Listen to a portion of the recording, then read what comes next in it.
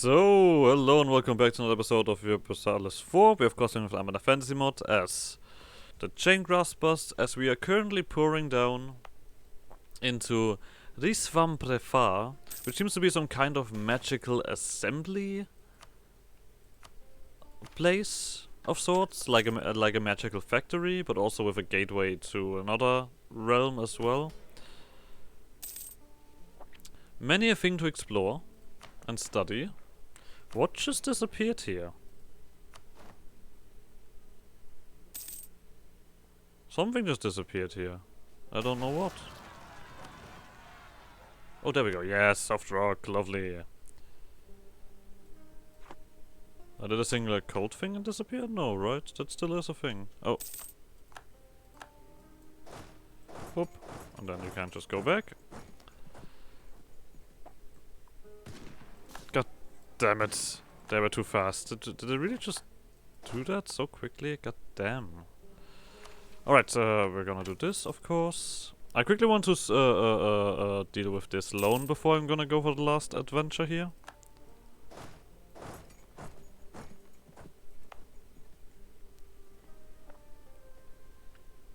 Possible number of factories. This seems like the last stage of this. I mean, the power cost, of course, is amazing, but like the own province, possible number of buildings is a little bit. I mean, I guess it's something, at least, right? Okay, let's go with that. Manpower, all in. Supplies. Organization. Once again, let's just push that up. That should be enough. Do I care about... Oh wait, we don't have money. Let's wait for a little bit more money so we can set up the morale. How are we looking here? Oh, okay, we do still need a little bit. How are we looking on the capital? 79, okay. Now one thing that I'm curious about is if I can just deepen the capital and then change the capital, our capital. Oh, we might have, oh yeah, we might have to do something awkward. Alright, whatever. Let's get the rest of the party organized. Morale. I mean, at this point, we could have very freely used our supplies, because we always... I mean, we lost like 20% through all of it. Not sure if it's always the best choice, but seemed to be fairly normal. I guess we do need to also build them in the factories at some point. And luckily enough, we are kind of basically deving up everything, so we have more slots left anyway. The expedition has finally made passage beyond the mechanical lock and the hidden door. We had thought this workshop had given us most of its secrets, but clearly we were wrong. Automated golem workstations, strange libraries filled with tomes and tablets that look ancient, sitting on shelves made of solid metal. But as expedition explores, one scout catches sight of something that should by all means not exist. A metal dwarf. Skin made from some kind of bronze or brass, silver metallic hair and beard and eyes seemingly made of gold and ruby gemstones. When our scouts came across them, the dwarf dropped whatever they were doing and ran, fleeing deeper into the complex. Unlike every other golem we have encountered, it seems that this thing, whatever it is, may be the intelligence behind this workshop. If we can communicate with it or capture it, we can perhaps unlock everything this place has to offer. Magic.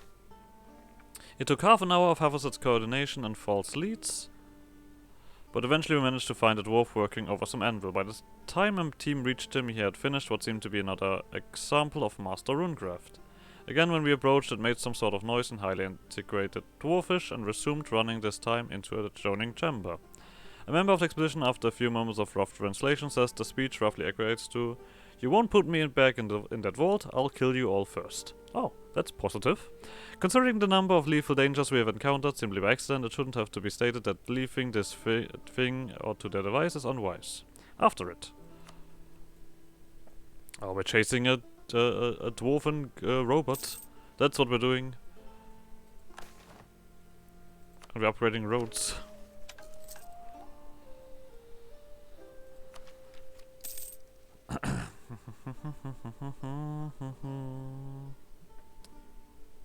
Yeah, we're definitely gonna go for... I mean, this one is also gonna just fix our governing capacity problems. Dwarf and machine. We found the dwarf standing in a large hall filled with half-finished projects and devices, talking loudly to itself in a less integrated dwarven. They stood in front of a large gate engraved with elaborate runes that seemed more like artwork than functional craft. Something before, now unseen. Meddlesome interlopers. Can they not see I am busy with projects? The last word was let out as a shrill cry as the gates swung open. My genius cannot be hindered undone. Go forth, my golem army, destroy them all and leave me to my work. I assume it, I mean, maybe it's a robot, who knows. With that, the dwarf quickly fled into the ranks of golems, then began march, forming, and gained battle rounds. Charge or form rank steady does it. Beat 'em up, boys! The expedition quickly prepared a countercharge against the golems. Unlike previously encountered spearmen, shock ripped through the expedition as the dawning realization that their faces were sculpted in likeness of those of the slain. Momentum was with us, thankfully, with the charge breaking the golem into smaller pockets. Their large size made it difficult for them to maneuver, especially when they began to be broken or sent tumbling to the floor. While there were losses, morale is high and the desire for vengeance against the maker of these golems has taken root. Yes! My rule is challenged, I don't care. I knew that an aggressive maneuver was the right choice there.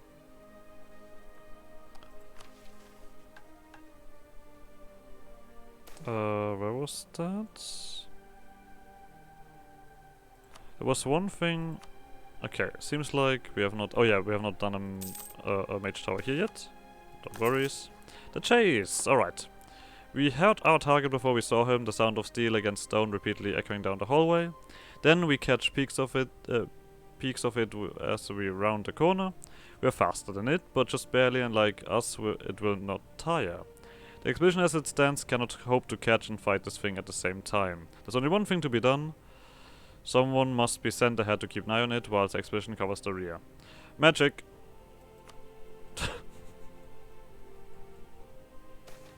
This is my go-to solution now every time. Yeah, like I said, I would like to rather start building the manufactories everywhere to make a lot more money. Before we just go for temples and cathedrals. Alright, we're also gonna go for battle. You're right, why am I not even doing that? Oh, because it costs military power. It does. But I don't care. We're getting so many points now anyway. The mage looks to the expedition and downs several mana potions. Expensive, but necessary considering the number of people they are about to cast upon. They chant a spell, pushing its boundaries as expeditionary after expeditionary feel the world around them slow. One takes off at a breakneck speed, and then another, and soon the hallway is filled with the thunder of footsteps, as even at this speed, formation can be kept. Soon enough, the dwarf is well inside, they cannot escape, and it seems they know this. As the expedition rounds one final corner, they seem their quarry enter a large open chamber at the end of the hall. The spell begins to wane, however, with expeditioners flowing just as they reach the threshold. No more running. Let's get this done, shall we? Get the battle mages. We get beautiful cavern profits. I'm immediately investing in that, then right away. Let's make use of our caves, shall we? And actually boost up our trade income here as well while we're at it. It's a 5% chance here to happen. But I don't think we have much cheaper stuff going on anyway. The serpent skewer is amazing for us. Because we have still had some places left. I mean, I guess this one is not gonna go quite get a serpent skewer, but at least the road is cleared now. At the top of the stairs lay a massive chamber filled from end to end with workshops, carving tables and machinery of arcane purpose and design. Rising from the center of it all is a raised dais 20 feet tall and at least 100 in diameter. At the top stands the dwarf interacting with the machine from some sort of control system. You have done well against the agents of the High King, but I will not be sent back to that damnable vault. No, you are unworthy to my knowledge. The secrets, the runes speak to me and me alone. With a strange mechanical cackle, they flipped a switch and the gigantic machine began to rumble. Whatever the thought process of this, thing is clearly mad. The sound of metal rang across the room, and from the device a golem emerged, covered in runes that glowed with blue arcane energy. Behold my masterpiece, the greatest runeforge, rival to any petty craft of workers come here and surpass even Gordur Gelet. Now you die at the hands of Vetrik Topasbeard. Vetrik Topasbeard. It looks like this is it, the final fight. While attacking the dwarf head-on could work, we have a large amount of room to cross before we even reach the dais. And attacking uphill against golems could be difficult. One of our mages, however, states that something like this would require a massive power source. If we could find and destroy it, it should destroy the machine, or at the very least damage it enough to stop its production of golems. Find a power source. Hit the road, check. So. The remaining expeditionaries formed battle lines as the mages began their task. The plan was simple. While the main force kept the golems and their maker occupied, a guard or two would be assigned to a number of mages to scour the room and look for hints as to what could possibly be powering this device. Painful minutes of searching passed, careful communications made to ensure secrecy were made, and tense investigations followed. It was after some time determined that the power source of this could only be Palana's breath. I mean, Dama's is boring, isn't it? A goddess power. It was almost unnoticed. Almost. One of our mages, however, spotted a large cable hiding under a grate in the floor and followed it to an almost completely hidden adjoining chamber. Inside was a massive fissure leaking blue gas. Immediately it was confirmed as Halana's breath, a form of magical gas that emerges from deep within the earth. This gas was being harnessed by a large turbine of some kind, sucking it in and then converting it to pure energy, almost like a water wheel. This obviously is the source for the machine's power. Now they return with the news. Knowing is half the battle. That's a lot of work. That's a lot of work, but I like it. Exceptionally, we are getting a thingy done again, so let's start with some Lore Seeker. After all, we have plenty of things to do. Still. Evocation, then Legendary Abjuration. And then we'll just see what else we need. Now we are gonna spend everything to keep these guys around. So we're gonna get events for them, that's good to know. That we're gonna get events that are costing us a decent amount. I mean, it makes sense. It is just super valuable. We are currently building the homunculus, right? As far as I remember. Yeah, this project has already started. Okay, that is. Alright. Now once again, we just use our manpower. Just use our people. I mean, we have we're gonna get 3 homunculus advisors now that all run on the blood of our people. That's perfect. That's amazing. That's exactly how I imagine this to go. After all, they're probably very willing to help out with that anyway. The rune vault, cutting the knots. Despite finding a cable that seems to be powering the device, simply cutting it will not suffice. There are numbers of options, of course. The mages could attempt to simply siphon the magic from the cable before it reaches the runeforge. Simply absorbing the magic, however, could lead to catastrophic results if it's more than they can handle. Otherwise, pouring the power into an effect could mitigate the risks, but it would take something of incredible power to do what we hope. No, a more creative solution is in order. A creative solution. Surrounded by crafts and the methods to shape them, the solution seemed obvious. Channel magic and use it to create magical items. The power was there, as was the expertise. A number of our expeditionaries with the mages gave up their weapons and equipment for the process as the mages set to work. The results were immediate, as the runeforge began to sputter and slow down as the dwarf panicked, drawing more power from the ravine. This simply gave our mages more magic to work with at once, as they quickly made magical item after magical item. Eventually even armor was being stripped from the gardens as more of the expeditions arrived to defend the mages and their work.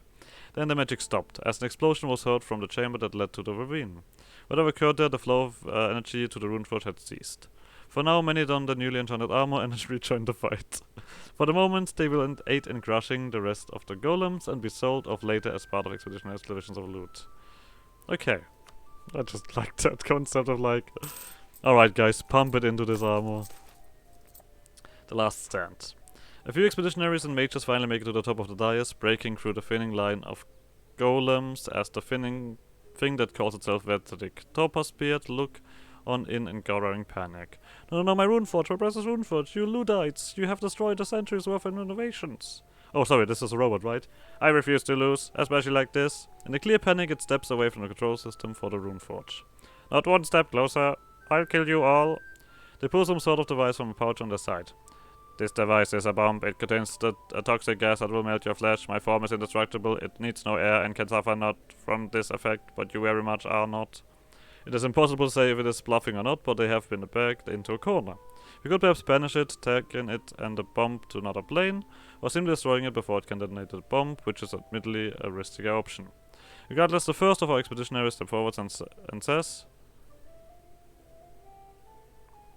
"It's not worth it." Forward. It's not worth it. No, wait, we are not robots. No, we are also robots, sure. Vedrick, it's not worth it. It's not worth it, Vedrick. We are not the ones who locked you away. Clearly you can see that. Open your eyes, we don't have to fight. We are fucking goblins. Look at us, we're not... or whatever. How can I trust you? They reply, but despite their chiseled metallic face, it contains all expressions needed to betray the doubt they have. They're hiking. There has been no hiking in Almdir for over 7,000 years. Aldorf fell long ago. Almdir fell, and with it that empire. The sphere glided to the ground as Vedrick falls to their knees. Of course, their head hangs in shame. All of this, for nothing, it's been so long, too long. I should have known, I didn't know. I just ignored it. Gods forgive me, I have been the greatest fool of fools. Vedrick stands up and simply banging their head in shame. The contents of my workshop, they are yours. It is poor restitution for what I've done, but it is the best I can offer. I mean, that's not that impressive actually on supplies. The rune world, a sorrowful tale. Vedrick takes a seat as a few of the expedition's mages gather around at his request. I ask you to take measures of my tale, please. I know not how long my mind will stay clear, and I wish for the world to know who I was, not the monster I became. I was born shortly before the War of the Bloody Gem, upon one of the many shanty towns of the Dwarf. No clan, no history, no name beyond the one I gave myself. He looks forlorn across the vast room. I learned the art of dwarven runesmithing, made something of myself with it, took upon the name Topazbeard. When the war broke out, I took refuge like many others in Almdir. I expanded upon my trade by the time of my 110th year. It was renowned, I was a renowned master, but my genius, it would one day perish with my physical form. I knew that and knew it had to be circumvented. I did find a way, after a fashion. I believed I had devised a way to transfer my mind and soul to an artificial vessel. Not unlike a skilled mage could create a simulacra or homunculus, I presented myself to the High King after completing the procedure. The only thing I earned was a vault in Gorvasumbrok. He snorts an impossibility upon another impossibility. Only when the dragon came to and destroyed the hold did I escape my silent tomb. I made it here. After some time, I lost in my madness. I began many projects in an attempt to stave off the isolation and insanity. But now, no more. I must ask you one last favor. I'll ask you to kill me before the madness takes hold again. I want us to fucking kill you.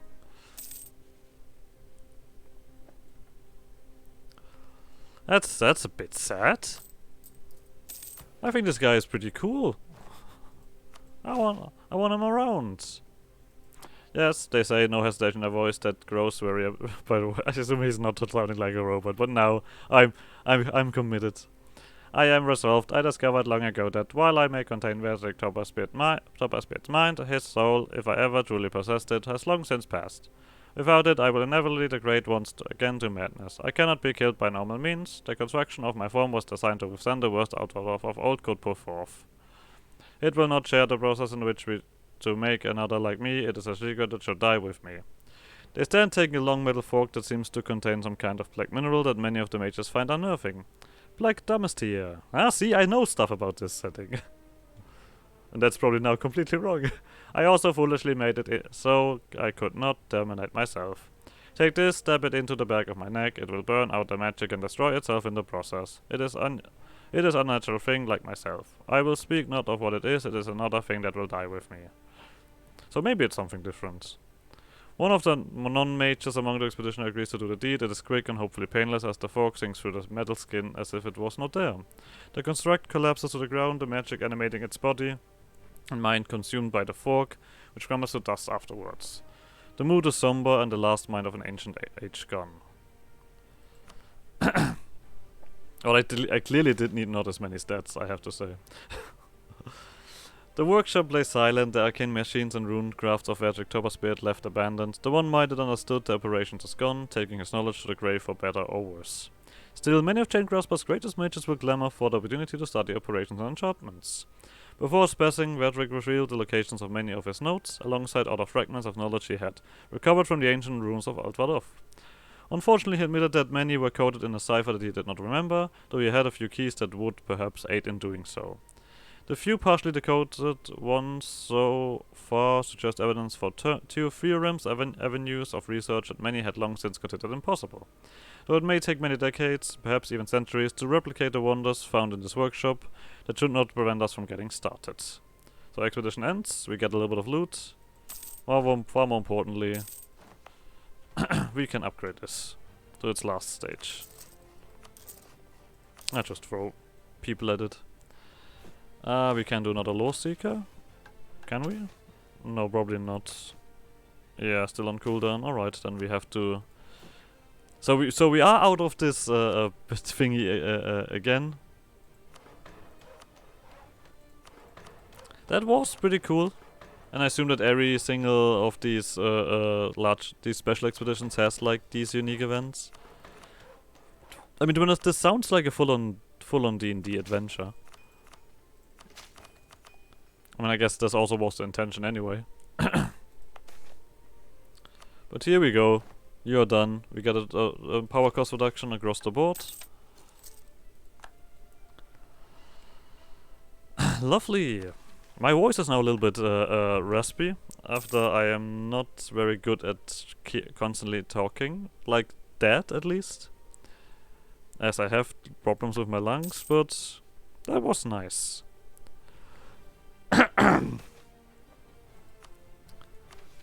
So let's keep upgrading. We're also gonna go for the last stage of Homunculi. I was like the last advisor.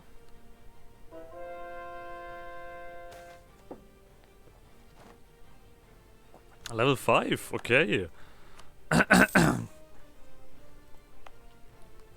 That's a bit ridiculous. Can I ever... This is a question. Can I ever reach level... like the highest level with that, even if I'm done with the other one? Oh, that was a missionary. Oh well, too late. I saw Mercantilism. I clicked Mercantilism.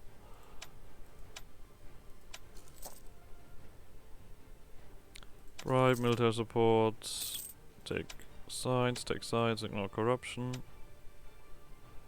Autonomy. I mean, now also me knowing that I have such ridiculous amount of autonomy anyway. I'm very willing to just take that every time. Like, we completely annihilate autonomy.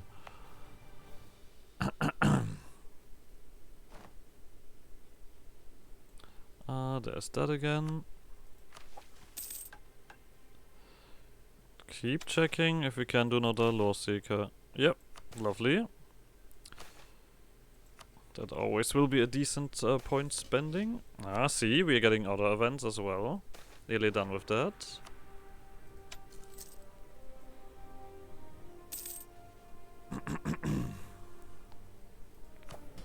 This is a very good spell in the box. You're done finally. I mean, I guess we can just keep starting. I mean, we don't have much capacity. But this doesn't cost me capacity, right? Oh yeah, it doesn't. Well, let's take the spell in the book. Oh no, wait, this is prestige decay and costs a lot more. Okay, forget it. Forget it. There's a few more here. And then we're gonna continue on that.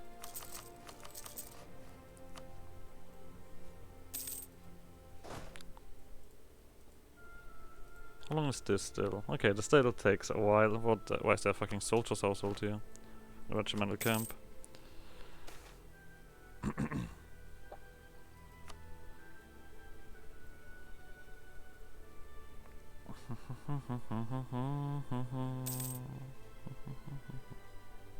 Alright, this I completely... Wait, didn't I click that? I feel like I remember clicking that. Oh well, whatever.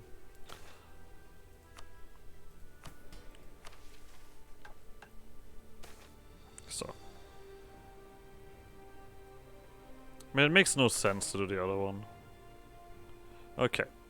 That makes no sense, that makes no sense, that makes no sense, that makes no sense. Spy Master, Statesman, Trade Efficiency. That is a very easy choice. Then...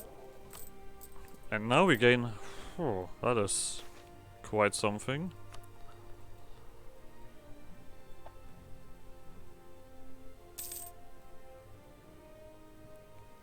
That is quite something that we have now. Oh, Jesus Christ, we can have a lot of dudes. We did have a supply increase. So I'm actually kind of willing to do that.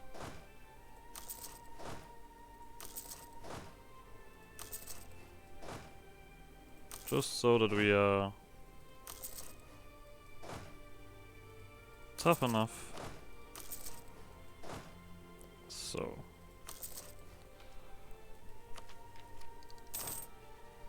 And if we need, we are also gonna do this one here. Just to have everything available. Because our inventory is not bad. Clearly isn't. And then we're just gonna do this and then we're gonna be settled for a while. So, military. Dev up. I mean, I guess we also really need the universities now.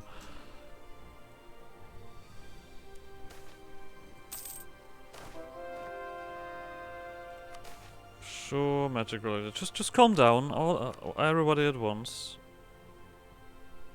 I'm just gonna spend the money. More. Okay, so we're gonna get a few loans there, but that is all alright.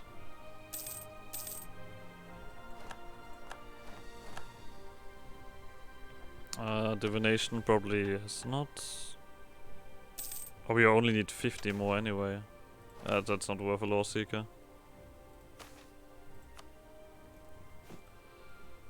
Boop.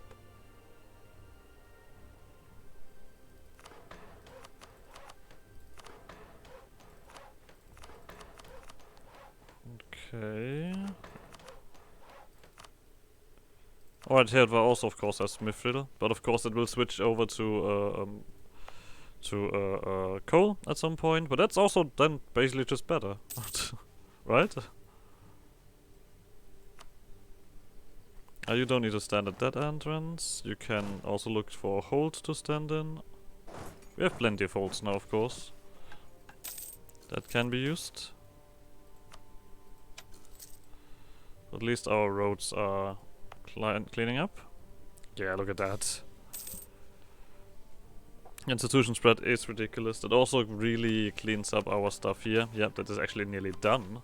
Or nearly down again. There we go. Starting success.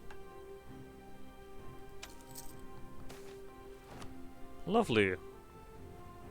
Let's continue on. The only thing that I remember here is Abjuration. So we don't even care about Illusion, but we need to get everything to Legendary, so let's do Abjuration. Right away. Oh, Jesus Christ, I'm gonna spend some effort. We also could immediately go for the Law Seeker. I think I'll do that as a start. Just so that we also get the cooldown rolling. I think that's alright.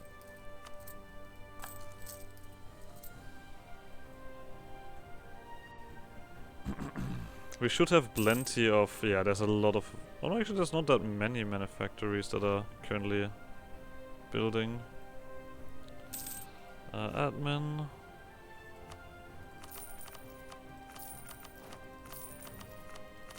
So. We are spending. There we go, come on. Give us the last.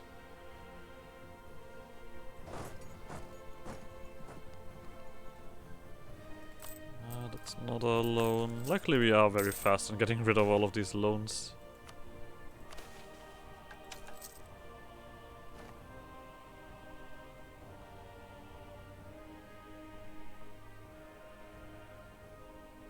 I don't care. I mean, who are you to give a shit? I'm a fucking witch king. Just saying, like... If you are expecting me that my advisors are not real, I can tell you that very much is the case. I've created them. I'm not really secretive about that.